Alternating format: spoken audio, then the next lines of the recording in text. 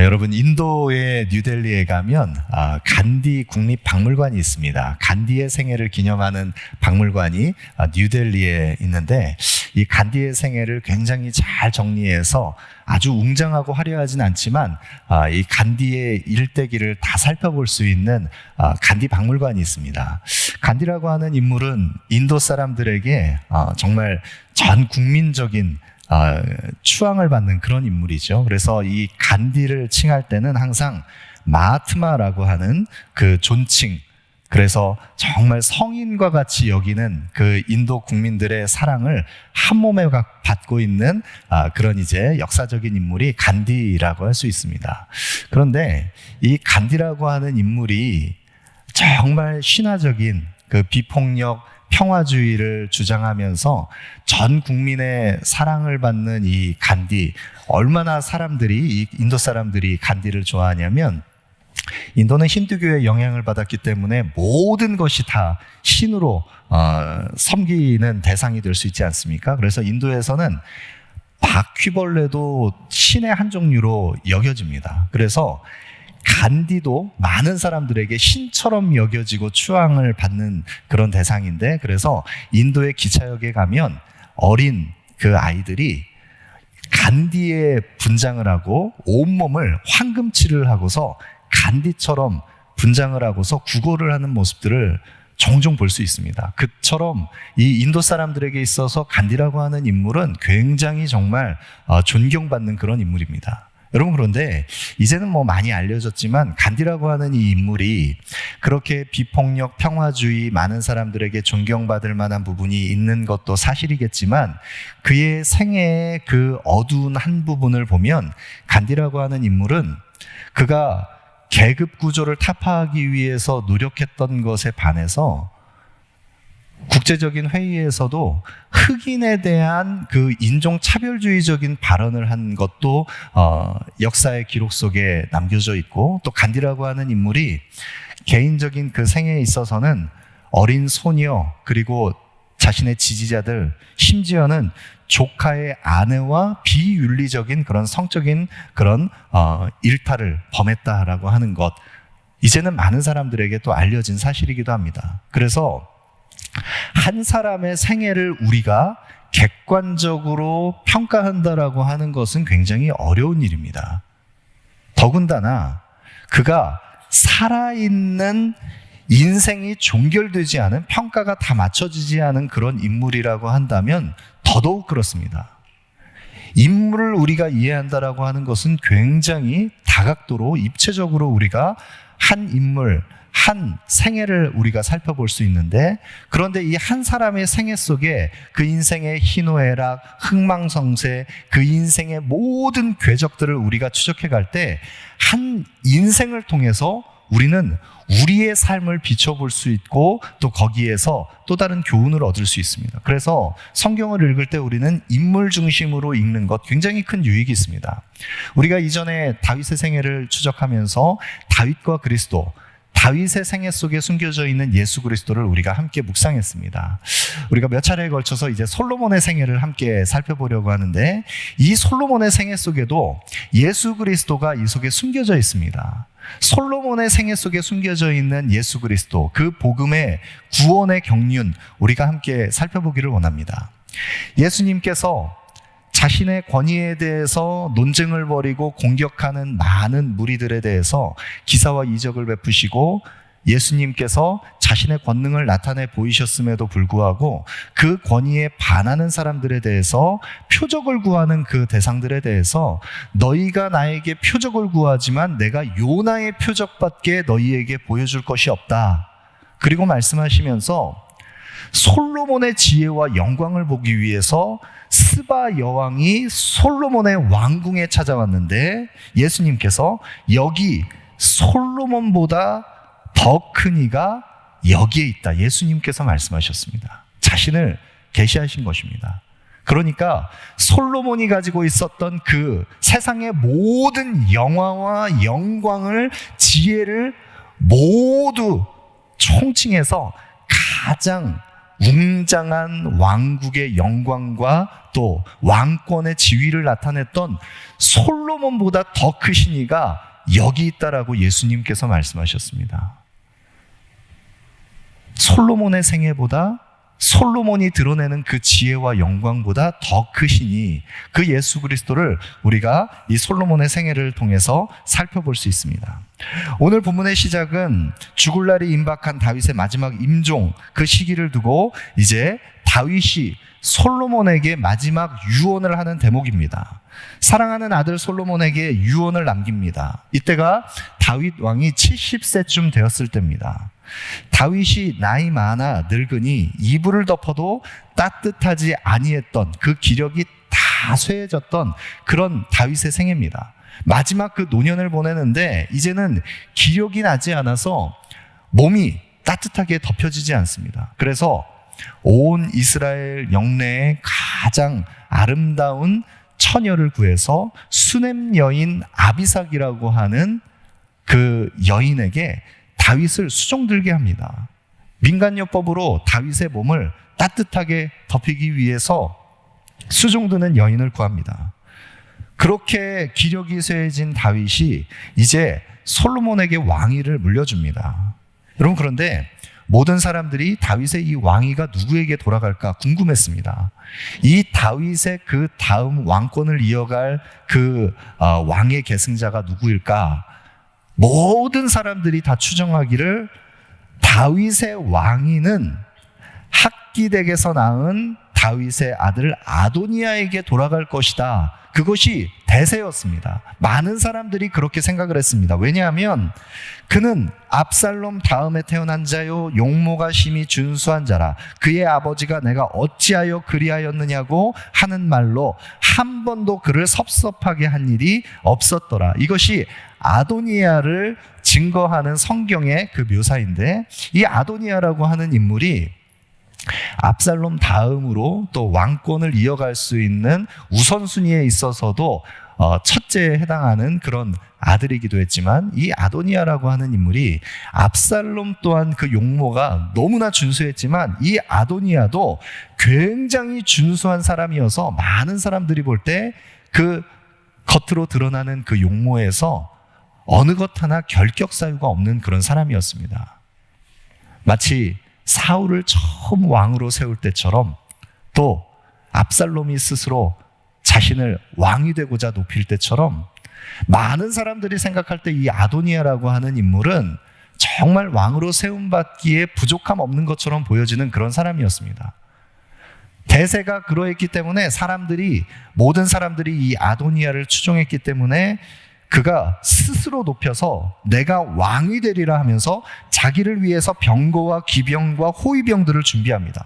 그리고 스스로 왕위에 오르려고 할 때 이 왕이 되려고 하는 아도니아의 이 계략을 먼저 간파했던 나단과 밧세바가 다윗에게 이 사태를 바로잡게 하기 위해서, 왜냐하면 하나님께서 이미 언약의 말씀을 통해서 다윗의 왕위를 이어가도록 택하신 자는 솔로몬이라는 것을 이미 약속하셨습니다.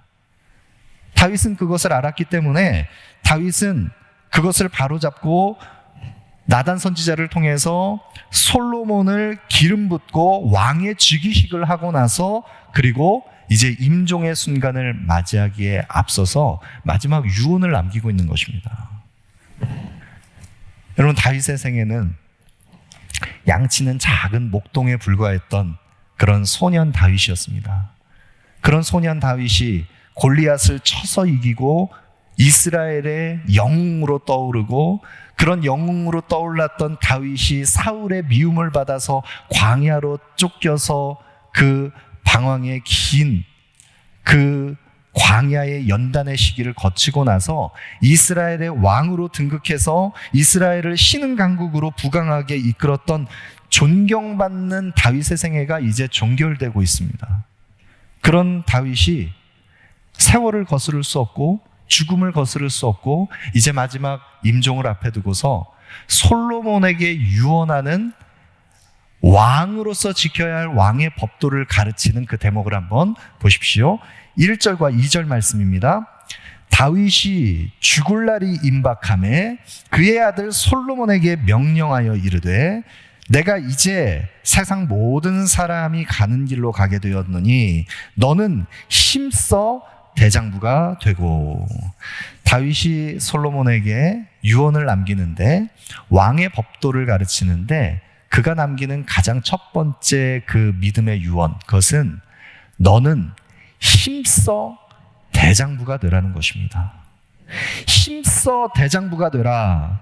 여러분, 이것이 무엇을 의미하는 것인가? 힘써 대장부가 되라. 그 표현 그대로를 직역하면 너는 남자가 되라. 너는 장부가 되라, 이런 의미입니다. 그리고 강하라는 것입니다. Be strong, 강하라. 용기를 내라. 그리고 힘써 대장부가 돼서 이와 같은 것을 지키라 이야기를 하는 것입니다. 여러분, 죽음을 앞에 두고 있는 다윗이 이 어린 솔로몬을 보면서 걱정이 앞섰기 때문에 지금 너는 힘써 대장부가 되라, 안타까운 심정에서 지금 이 솔로몬에게 이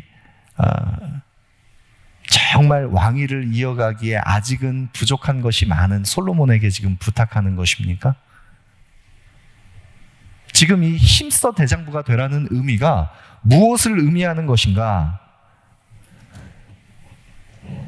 솔로몬이 다윗의 시선에서 보면 다윗이 밧세바와 간음하고 나서 그 낳은 아들이 하나님께서 징계하셔서 그 다윗의 죄로 인해서 그 아이를 죽게 했습니다. 그리고 나서 다시 밧세바와 동침한 후에 낳은 아들이 솔로몬인데, 이 솔로몬을 하나님께서 사랑하셔서 얼마나 하나님의 사랑을 입었는지 나단 선지자를 통해서 이 솔로몬에게 어린 솔로몬에게 여디디아라고 하는 여호와께서 가장 사랑하시는 사람이라는 별칭까지 주신 그런 아들입니다. 여호와께서 가장 사랑하는 아들이니, 그런 별칭까지 선지자를 통해서 주신 그런 아들이니 다윗의 눈에 얼마나 사랑스러웠겠습니까? 그러나 이제 죽음을 임박한 그 마지막을 앞두고 나서 얼마나 많은 걱정이 있었겠습니까? 솔로몬이 지금 왕위를 이어갈 때인 나이가 약 20여 세입니다. 20여 세에 불과한 이 청년 솔로몬이 왕위를 이어가는데 얼마나 불안한 요소가 많았겠습니까? 물론 다윗조차도 다윗이 골리앗을 쳐서 죽일 때, 그 이스라엘의 영웅으로 떠오를 때 그 소년 다윗을 많은 성경학자들은 다윗의 나이가 대략 16살에서 20살 정도 되었을 것이다, 그렇게 이야기를 합니다. 다윗조차도 어린 소년일 때 골리앗을 쳐서 죽였습니다. 그런 다윗이 하나님의 기름 부음을 받고서 광야로 연단의 과정을 거쳐 사울의 쫓김을 받아서 방황하고 유리하는 시간들을 다 거친 후에 그 인생의 험악한 시간들을 다 지나가고 나서 왕위에 오를 때가 다윗이 30세에 왕위에 올랐습니다. 오늘 다윗의 눈에 볼 때 물론 솔로몬은 아직 미숙하게 보였을 것입니다. 그러나 지금 너는 힘써 대장부가 되라, 너는 힘써 장부가 되라, 강하라, 담대하라, 지금 이 명령은 단지 어떤 남성성을 가지고 힘있게 리더십을 발휘해서 왕국을 이끌어가라고 하는 그런 인간적인 바램을 담은 그런 조언이 아닙니다. 너는 힘써 대장부가 되라고 하는, 강하라라고 하는, 담대하라고 하는 이 지금 다윗의 마지막 유언은 다윗의 평생의 삶에 하나님께서 그의 인생을 다루시고 그를 연단하시고 이끌어 가실 때, 그 수많은 죽음의 위협 앞에서, 전쟁터에서, 광야의 시기에 그가 다른 어떤 것도 의지할 것 없이 하나님 한 분만을 의지할 수밖에 없었던 인생의 그 수많은 위기 앞에서 그가 유일하게 붙잡을 수 있는, 그를 강하게 하시는, 그를 이기게 하시는 큰 용사이신 여호와 하나님을 의지하고 바라볼 때 그가 인생의 그 수많은 사망의 음침한 골짜기와 그 인생의 수많은 굴곡을 지날 때에도 그 선한 목자 되시는 주께서 자신의 생애를 지켜주셨음을 기억할 때 솔로몬에게 너는 힘써 대장부가 되라고 하는 이 다윗의 유언은 강하고 담대하라 믿음 아래 서라고 하는 다윗의 유언인 것입니다. 여러분, 이 다윗의 유언은 이스라엘의 민족의 지도자였던 모세가 후계자인 여호수아를 세울 때에도 동일한 유언을 했다는 것을 우리는 알 수 있습니다. 여호수아 1장에 강하고 담대하라, 오직 강하고 극히 담대하여 그 마음을 강하고 담대하게 지키라는 것입니다. 여러분, 성도는 세상의 빛과 소금이 되어야 할 그리스도인들은, 또 공동체를 이끌어가는 지도자가 될 사람들은 강하고 담대해야 합니다. 마음을 하나님께만 두고 강하고 담대하게 지켜서 결코 두려움에 빠져서는 안 됩니다. 왜냐하면 우리가 처해 있는 상황, 우리가 살아가고 있는 이 인생, 우리가 마주하고 있는 삶의 현실은 우리는 거룩한 믿음의 싸움을 싸워가는 그런 우리는 이 땅을 살아가고 있기 때문입니다.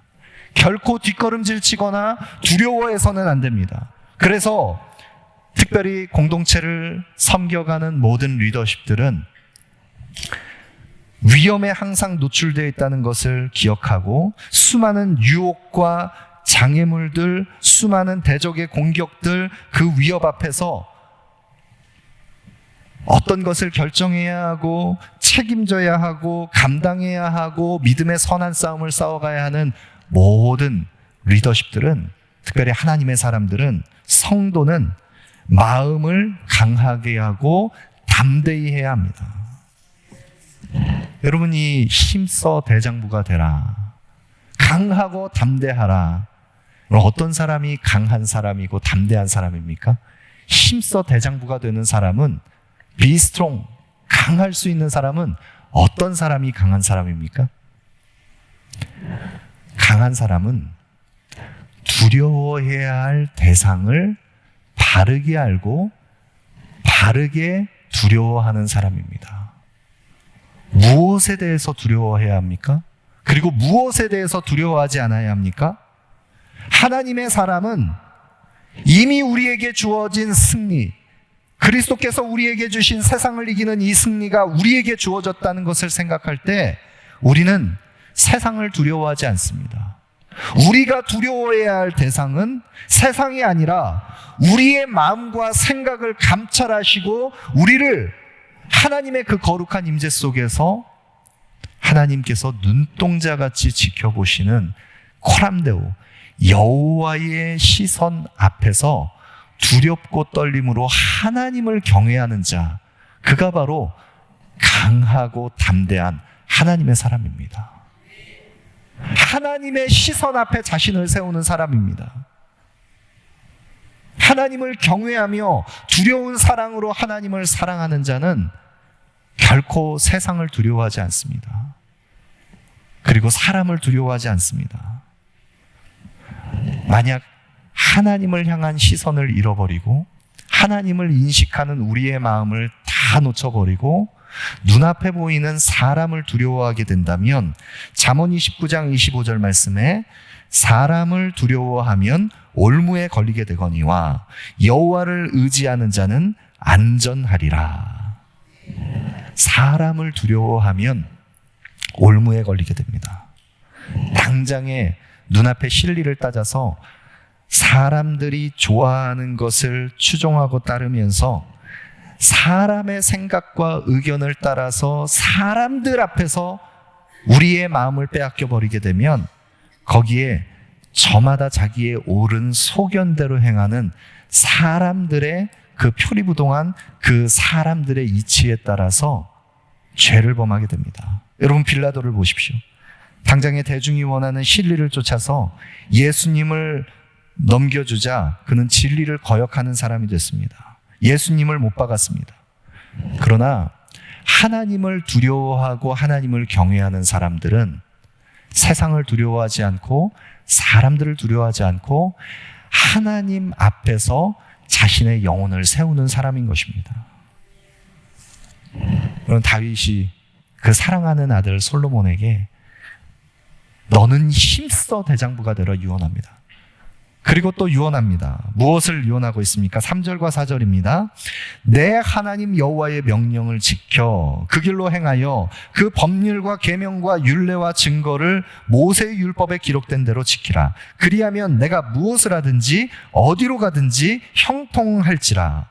여호와께서 내 일에 대하여 말씀하시기를 만일 내 자손들이 그들의 길을 삼가 마음을 다하고 성품을 다하여 진실이 내 앞에서 행하면 이스라엘의 왕위에 오를 사람이 내게서 끊어지지 아니하리라 하신 이 말씀을 확실히 이루게 하실 것이다. 무엇을 말씀하고 있습니까? 모세가 그 후계자 여호수아에게 너는 강하고 담대하라. 극히 담대히 하고 너는 여호와의 율법을 따라서 좌로나 우로나 치우치지 말고 그 율법을 쫓아서 행하라.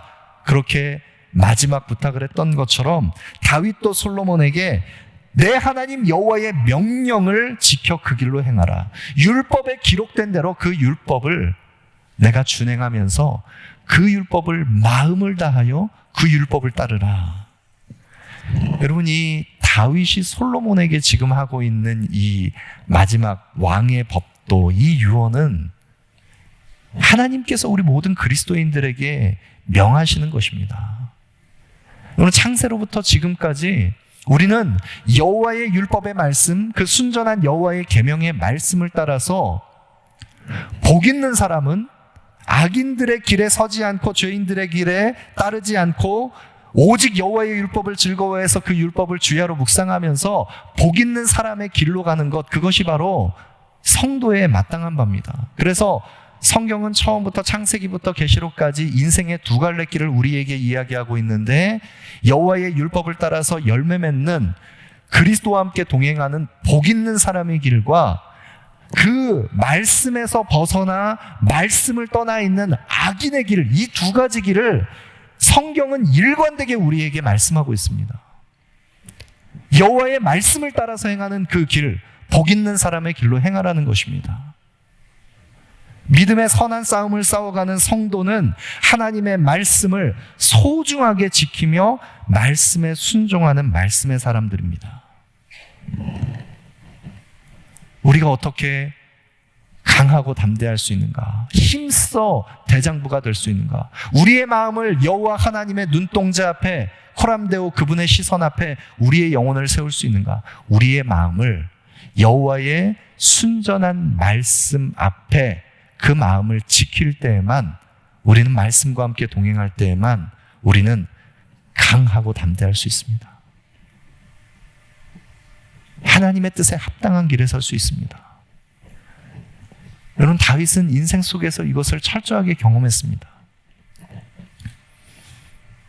광야의 시간을 지나갈 때 그 고통의 시간 속에서도 다윗은 늘 여호와의 뜻을 물었습니다. 하나님의 말씀을 쫓아서 그 인생의 향방을 정하려고 했습니다. 여러분, 사울이 다윗을 추적할 때 엔게디 동굴에서, 또 아둘람 굴에서, 또 헤레스풀에서 다윗이 도망 다녔던 그 영토의 그 범위가 그렇게 아주 넓은 범위가 아닙니다. 사울이 얼마든지 다윗을 잡으려고 하면 잡을 수 있는 그런 영토의 범위입니다. 그럼에도 불구하고 다윗이 그 속에서 사로잡히지 않을 수 있었던 것은 하나님의 인도하심을 받았기 때문입니다. 그랬던 다윗이 언제 넘어졌습니까? 여호와의 율법의 말씀이 그 마음 속에 그 마음을 지키고 다윗의 삶을 주장하는 것이 아니라, 그가 그 마음이 느슨해져서 밧세바가 목욕하는 모습을, 그 시선을 떼지 못하고 보았을 때, 그 죄에 거듭되는 그 탐욕의 요청이 그 마음을 갉아먹고 있음에도 불구하고 그 마음을 말씀으로 끊어내지 못했을 때 다윗은 넘어졌습니다. 실족했습니다. 여호와의 말씀이 우리 가운데 충만하게 우리의 삶 가운데 말씀과 함께 동행할 때에만 우리는 강하고 담대할 수 있습니다. 그리스도의 군사가 될 수 있습니다. 여러분, 지난 주간에 새벽에 깨서 새벽 기도를 나오기 위해서 준비를 하는데 깨자마자 제가 깜짝 놀랐습니다. 깨자마자 제 머릿속에 뇌리에 막 맴도는 무언가가 있었는데, 아내와 대화를 하면서 제가 이제 설교 준비를 하고 말씀 묵상을 하고 이렇게 하면서 가끔 이제 한 번씩 머리를 식히기 위해서 이 유튜브 영상에 떠오르는 영상을 딱 보는데, 요즘 레트로가 유행하기 때문에 그 흘러간 옛 가요들이 막 이렇게 이제 또 그 막 이 영상 속에 이렇게 뜨는 겁니다. 그래서 제가 청소년기에 잘 들었던 좋아했던 그 가요가 딱 떠오르길래 그것을 클릭해서 이렇게 그 노래를 한번 듣고 이렇게 했는데 깜짝 놀랐습니다. 새벽에 깨자마자 제 뇌리에 그 노래가 막 이렇게 맴도는 겁니다. 그래서 이거 영상 한번, 이거 노래 한번 들었는데 이 무의식 중에라도 이렇게 이게 남았나 그러면서 아내와 같이 이야기하면서 우리의 마음을 정말 우리가 더 말씀 앞에 두고 성경을 더 깊이 묵상하고 말씀을 더 깊이 통독하고 늘 말씀과 함께 동행하는 삶을 살아야겠다. 그렇게 지난 주간에 함께 대화했던 것이 생각이 나는데, 여러분 그렇습니다. 우리의 의식과 무의식 중에라도 우리의 영혼을 지배하는 것이 무엇인가? 말씀으로 우리의 영혼이 충만하지 않으면 우리는 세상에 영향을 받게 되어 있습니다. 그 말씀 앞에 사랑하는 아들 다윗이 그 말씀과 동행하는 삶을 살도록 믿음의 유언을 남기고 있는 것입니다. 다윗이 또 솔로몬에게 유언을 합니다. 정치적인 유언을 하는데, 다윗이 스루야의 아들 요압, 그가 무죄한 피를 흘렸던 것을 기억하면서 요압을 내가 반드시 백발이 평안히 스올에 내려가지 못하게 하라, 그렇게 경계하도록 요압을 처단하도록 부탁하고, 또 길르앗 바르실레의 아들들에게 은총을 베풀라, 그렇게 이야기를 합니다. 다윗이 압살롬에게 쫓겨서 도피할 때에 다윗을 선대했던 그런 길르앗 바르실레의 그 가족들, 그 아들들을 내가 은혜를 베풀어서 선대하라. 그리고 바우림 베냐민 사람 게랴의 아들 시므이를 내가 반드시 내가 처단해라. 그 백발이 피 가운데 스올에 내려가게 하라. 그렇게 정치적인 유언을 남깁니다. 여러분, 이 내용을 보면 지금 무고한 두 장수 아브넬과 아마사를 죽였던 요압, 이 다윗도 모르게 피를 흘렸던, 평화의 시대에 무죄한 피를 흘렸던 요압, 그래서 자신의 힘과 권세를 가지고 더 권력을 탐하면서 이후에는 다윗에게도 위협을 가하는 존재가 됐던 그 요압을 반드시 처단하라는 것, 그리고 다윗에게 은혜를 베풀었던 바르실레의 아들들에게 은총을 베풀라는 것, 또 다윗에게 저주를 퍼부었던, 다윗이 도피하는 행로에서 정말 악한 말들을 쏟아내면서 저주를 퍼부었던 그 시므이를 지혜롭게 처리하라는 이 유언은 다윗의 지금 개인의 어떤 사적 감정을 앞세워서 안갚음을 하라는 그런 유언이 아닙니다. 무엇을 이야기하는 것입니까? 다윗을 통해서 솔로몬이 이어가야 할, 이 이스라엘이 구현해야 할 하나님의 나라는 하나님께서 통치하시는 하나님 나라의 완성의 그림자를 보여주어야 할, 하나님 나라의 원리가 이 속에서 구현되어야 할 하나님 나라의 모형입니다. 그러면 이 나라는 어떤 원리에 의해서 이 나라가 움직여야 하는가? 바로 하나님의 공의의 질서와 하나님의 사랑의 질서가 이 나라를 움직여야 합니다.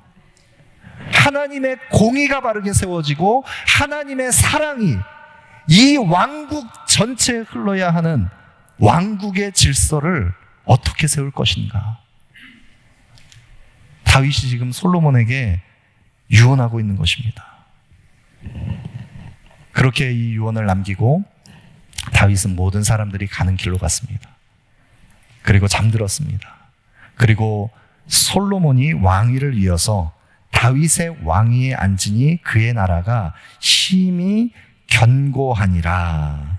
그의 나라가 심히 견고하게 됐다. 오늘 본문 12절에 솔로몬의 왕국이 견고하게 됐다고 하는 그 성경의 증언이 나옵니다. 그런데 여러분, 우리가 함께 읽진 않았지만 이 열왕기상 2장 46절에 보면 그 과정 속에 이후에 이에 솔로몬의 손에 견고하여 지니라. 솔로몬의 왕국이 솔로몬의 손에 의해서 견고하게 세워졌다고 하는, 또다시 이 왕국이 견고하게 아름답게 하나님의 나라가 세워져 가고 있다는 것을 성경이 증거하고 있는 대목이 나오는데, 그 12절과 46절 사이의 어간에 어떤 일들이 있었냐면, 이제 다윗의 유언대로 솔로몬이 이 왕국의 통치 질서를 바로잡습니다.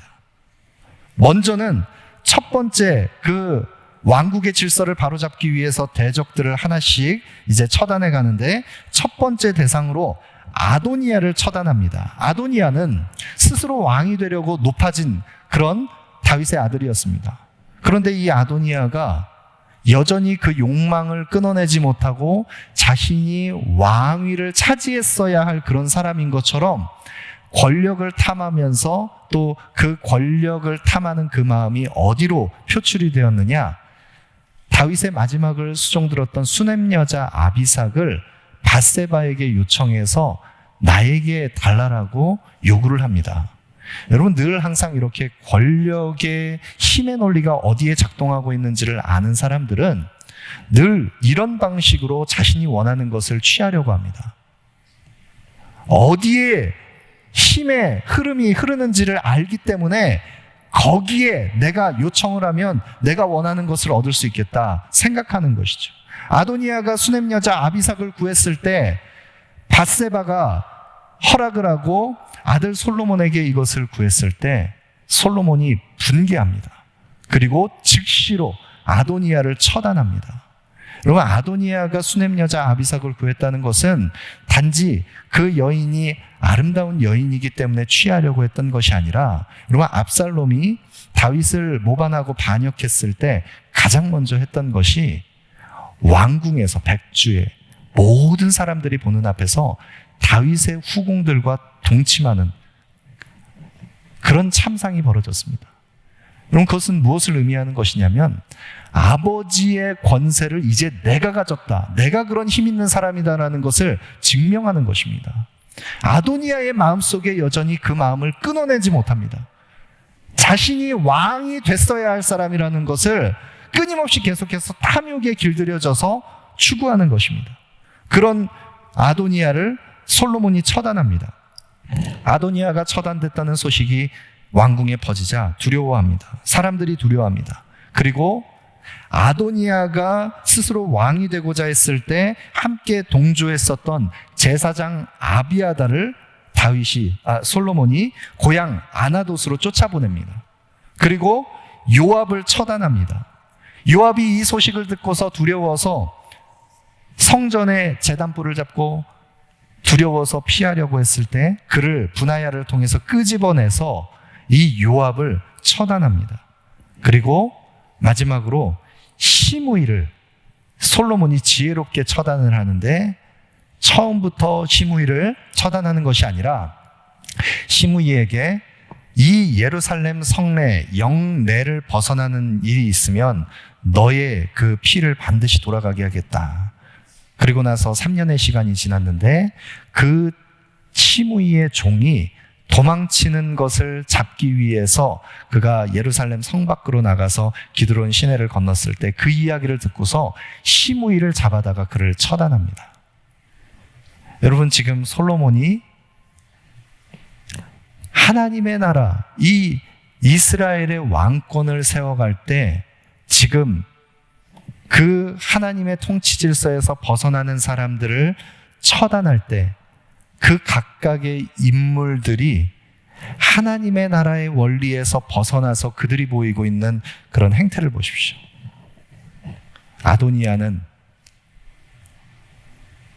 권력에 사로잡힌 그런 사람입니다.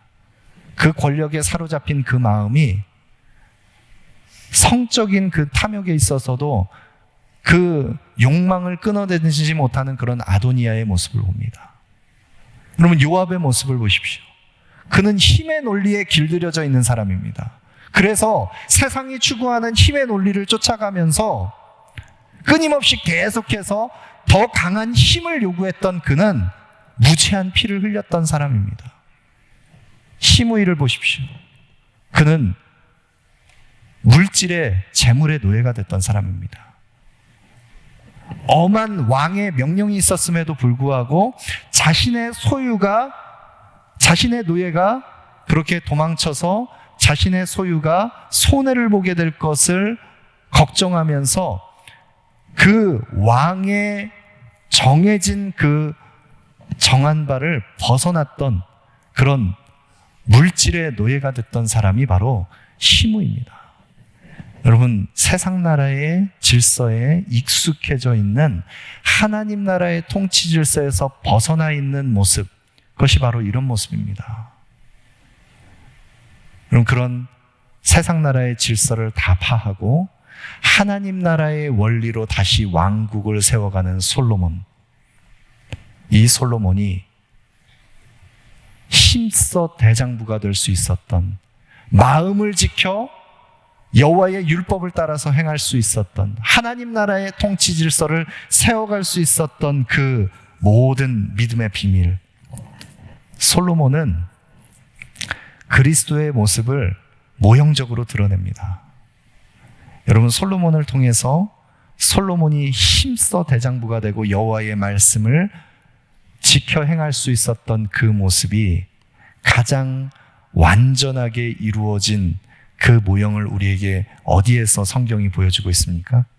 여러분, 계시록 5장에 가면 권능의 보좌 앞에 앉으시니가 두루마리를 들고 있는데 7인으로 봉해져 있는 그 인을, 이 인을 떼기에 합당한 자가 누구인가 천사들이 외치면서 탄식하는 장면이 나옵니다. 그때 장로 한 사람이 나와서 울지 말라, 유다 지파의 사자 다윗의 뿌리가 이겼으니 그 두루마리의 인을 때리라. 유다 지파의 그 후손으로 오시리가 그 인을 뗄 것이라고 이야기합니다. 그리고 사도에게 또다시 보여주는 장면이 있는데, 또 눈을 열어보니 내 생물과 장로들 사이에 한 어린 양이 서 있는데 일찍이 죽임을 당한 것 같더라. 죽임당한 어린 양의 모습이 나옵니다. 성경이 우리에게 보여주는 예수님의 그 모형은 바로 사자와 어린 양의 모습입니다. 사자와 어린 양으로 우리에게 찾아오신 예수 그리스도, 그는 죄와 사망 권세를 이기시는 믿음의 큰 용사로 우리에게 유다 지파 사자의 후손으로 우리에게 찾아오셨습니다. 그 큰 용사이신 예수 그리스도께서 죄와 사망의 권세를 어떻게 이기셨습니까? 바로 죽임당한 어린 양이 되셔서 십자가에 자신을 내어주심으로 도살당할 양과 같이 자신을 내어주심으로 십자가의 복음을 성취하셨습니다. 사자와 어린 양이신 예수 그리스도, 그 그리스도를 우리의 마음의 주로 고백하고 그 주와 함께 동행할 때 우리는 세상이 이야기하는 리더십이 아니라 힘써 대장부가 될 수 있는, 우리의 마음을 지켜서 주의 말씀과 함께 동행할 수 있는 그리스도의 군사가 될 수 있습니다.